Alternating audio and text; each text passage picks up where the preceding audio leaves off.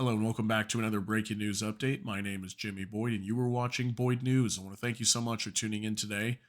I have some breaking news coming out here for you regarding the Russia and Ukraine war. More information coming out, lots of craziness, crazy stories coming out here that I want to share with you. But before we get into that, I want to apologize once again for my voice. If you could please be patient with me, bear with me here. I've been a little bit under the weather for the last few days, so my voice has been going away.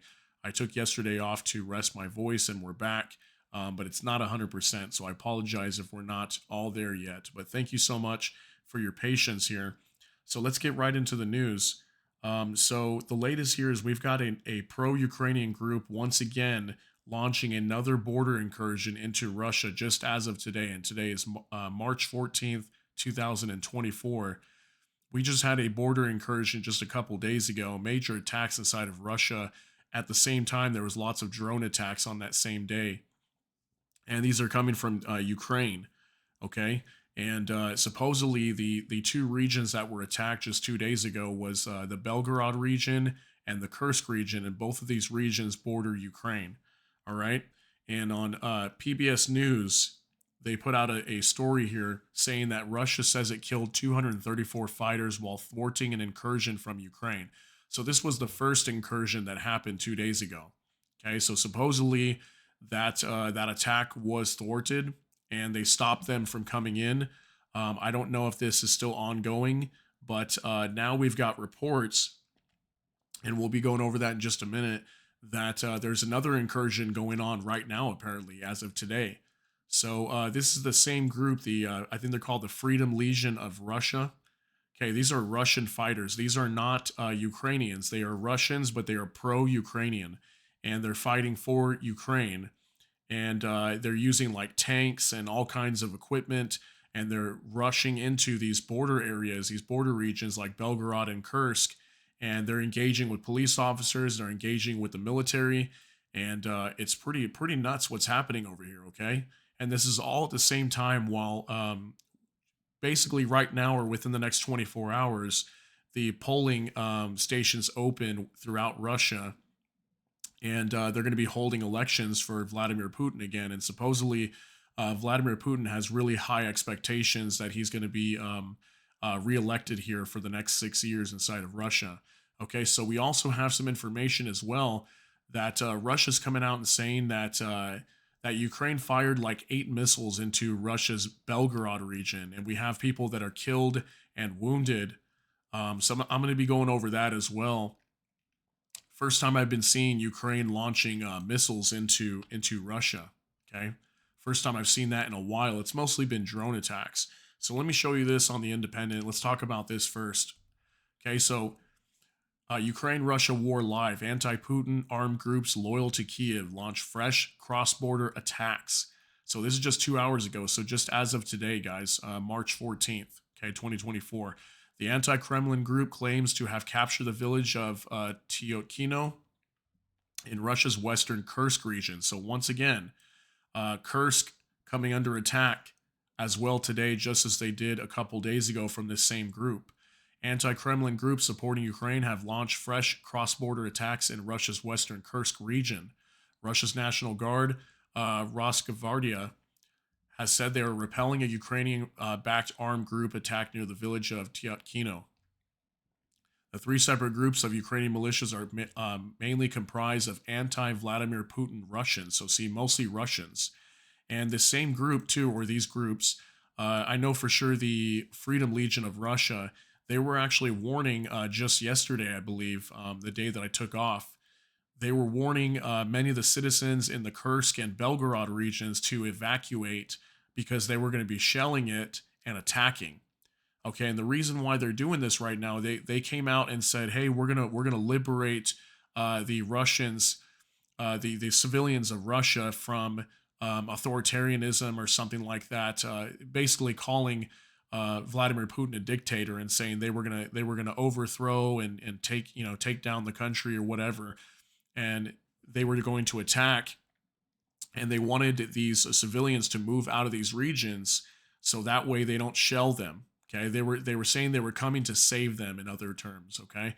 So Rosgvardia units are involved in repulsing an attack by enemy diversion groups near the village of Tyatkino in the Kursk region, the National Guard said.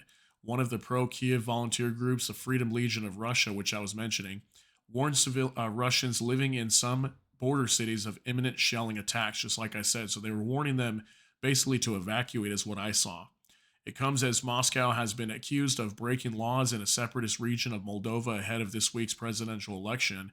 Senior official in ex Soviet Moldova said Russia was illegally printing ballot papers in the breakaway region of Transnistria. So, this is a region in Moldova that has a lot of people that are like pro Russian. They consider themselves Russians. They were recently calling on Vladimir Putin to come and annex them and protect them from the West and from Moldova because they want to be part of Russia as well. But they're on the opposite side of Ukraine, on the south, I think southwestern side of Ukraine, just next to their border there. So Moldova's pro-European authorities have already summoned the Russian ambassador to complain about a decision to open 6 polling stations in the pro-Russian enclave instead of a single polling station at the Russian embassy in Chisinau, I think is how you say it.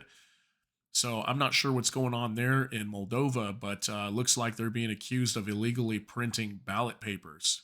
Interesting. So, yeah, but we're expecting to have Vladimir Putin here elected as president again, and it looks like it's not going smoothly already. It looks like there's a lot of craziness going on in Russia right now with these incursions, and this is not going to look good for Vladimir Putin. And I think that's what Ukraine is trying to do here. They're trying to interfere with this election, destabilize it, whatever they might be trying to do, um, and put pressure on Putin to make it appear as if Putin's not a strong leader, he can't protect the country, and maybe create some sort of uprising or uproar with the citizens there. So maybe they don't vote for him, or I'm not sure what the plan here is. But it's, many could speculate. There's obviously reasoning for this because it's happening right around the time of this election. Okay, so also want to give you this information here. Russia says Ukraine has fired more missiles at a border region on the eve of election favoring Putin. Okay, so this is regarding these missile attacks from Ukraine. Ukraine fired at least 8 missiles at Russia's Belgorod border region, killing 2 people and wounding 12, local officials said Thursday, as Kiev's forces apparently kept up efforts to rattle the Kremlin on the eve of Russia's presidential election that is taking place amid a ruthless crackdown on dissent. Also, Ukrainian forces attempted cross-border raids that were repelled in Belgorod and the Kursk region, according to local authorities. So I believe this is regarding the last incursion, where I told you that 234, right here, 234 Ukrainian troops and another border assault. This is from the last one, not the one from today.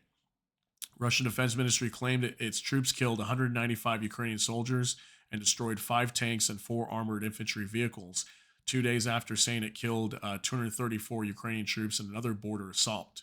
Okay, so it is not possible to independently verify the Russian claims. Cross-border attacks in the area that have occurred sporadically since the war began and have been the subject of claims and counterclaims, as well as disinformation and propaganda. Ukrainian assaults on Russian territory in recent days, including long-range drone attacks and alleged incursions by Ukraine-based Russian proxies, have come as Russian President Vladimir Putin heads for near certain re-election. So he is expected to be re-elected here, and we've just been seeing massive attacks here. Okay, just over the last 3 or 4 days, we've seen well over probably 100 drone attacks or drones fired into Russia. Many of them have been shot down, but some of them are hitting like oil facilities. I put a video out this morning regarding that. Okay, so lots and lots of attacks here, and now we've got these pro-Ukrainian groups that are launching incursions into Russia to basically destabilize things there and make things more difficult for Vladimir Putin, make him look bad. I'm sure there's a lot of reasons behind that. And again, they're coming out and telling the population there in Russia to evacuate, and that they're coming to save them from Vladimir Putin. So this kind of reminds me of Yevgeny Prigozhin. He was the main head of what is it, the Wagner Group or the Wagner Group, however you pronounce it.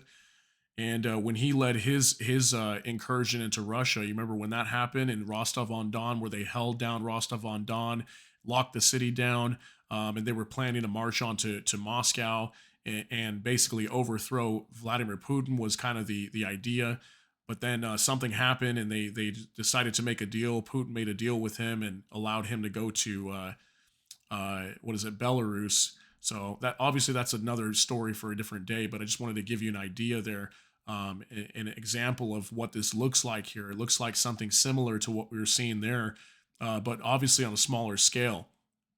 But will this affect the election? Will this do some damage to the Russian military? And will this affect the war in Ukraine? We'll have to see how this plays out here. But obviously, this is not looking good for Vladimir Putin. I'm sure he's a little worried right now with all these attacks going on and everything. And Ukraine is just ramping up their attacks like crazy into Russia. So we'll have to see what happens here over the next couple of days. I'm sure more information is going to be coming out by the hour. There's just so much happening in Ukraine and Russia right now. So I'll be updating you guys as much as I possibly can every single time information comes out. So if you got something out of this, please smash the like button. And also, if you enjoy my content, please consider subscribing down below. Hit the notification bell. That way YouTube can notify you.